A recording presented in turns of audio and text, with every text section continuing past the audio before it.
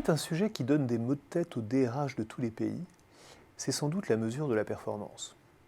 L'immense majorité des grandes entreprises ont un système d'évaluation formel pour identifier les hauts potentiels, pour distribuer les primes et les augmentations, et bien sûr pour pouvoir justifier tous ces choix sans être accusé de favoritisme ou de discrimination.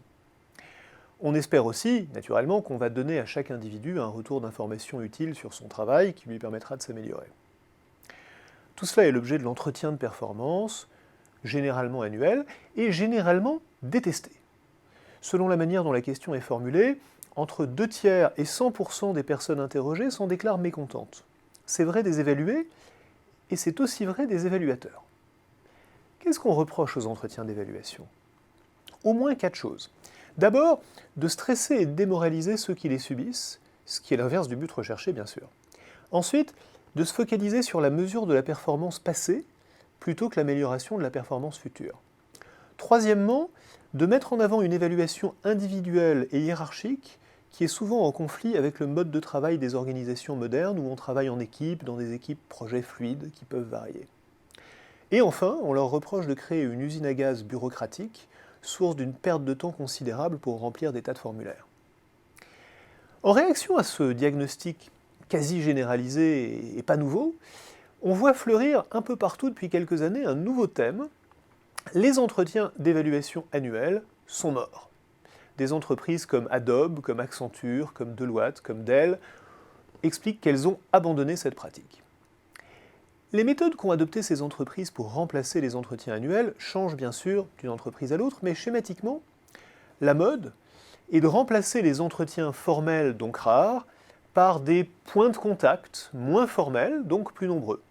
Certains parlent de catch-up, trimestriel, voire mensuel, d'autres parlent même de 360 degrés permanents. Le feedback devient donc quasi continu, d'autant plus facilement, bien sûr, qu'il est automatisé et digitalisé. L'idée, c'est que s'il est plus fréquent, le feedback sera dédramatisé, qu'on pourra donc parler plus souvent de ce qu'on peut faire mieux à l'avenir pour améliorer sa performance et pas seulement de sa performance passée et de ses conséquences. Et au passage, on en profite dans beaucoup d'entreprises pour simplifier radicalement les critères d'évaluation qui souvent étaient devenus, par accumulation d'idées successives, d'une complexité impraticable. Ces changements consistent donc à corriger les défauts les plus flagrants des systèmes d'évaluation, la complexité, la lourdeur et donc le coût. Mais ils ne s'attaquent pas à un des cœurs du problème, qui est que les évaluations de performance n'évaluent pratiquement pas la performance. Cette remarque, qui semble provocatrice, voire scandaleuse, fait l'objet d'un assez large consensus scientifique.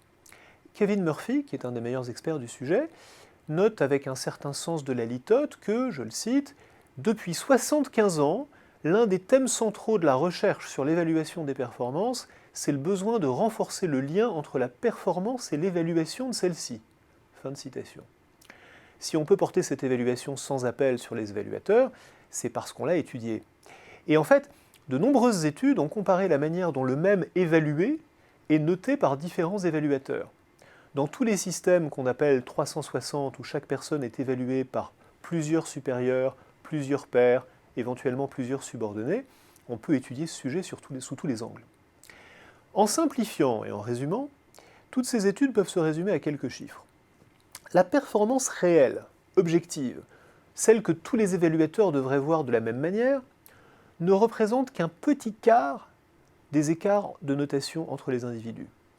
Un deuxième quart vient de la sévérité générale de l'évaluateur à qui on s'adresse ou de son laxisme. Et les 50% qui restent, qu'est-ce que c'est?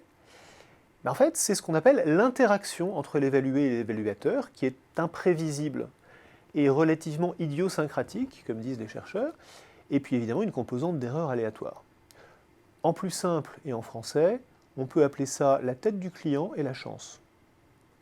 Comme le notent les auteurs d'une autre étude de synthèse sur ce sujet, je les cite de nouveau, ce qui est noté devrait expliquer plus de variantes que la personne qui note. Nos résultats démontrent que ce n'est généralement pas le cas. Fin de citation. On a donc affaire à un système qui est sérieusement cassé.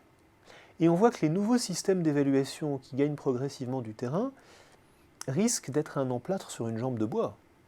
Si pour les 3/4, les évaluations de performance n'ont pas de rapport avec la performance, ça n'est pas en allégeant les formulaires et en rendant les interactions plus fréquentes qu'on va résoudre le problème. La seule raison, au fond, en dehors de leur moindre coût, de donner leur chance à ces nouvelles techniques d'évaluation, c'est qu'elles remplacent une évaluation annuelle par des occasions d'évaluation plus nombreuses.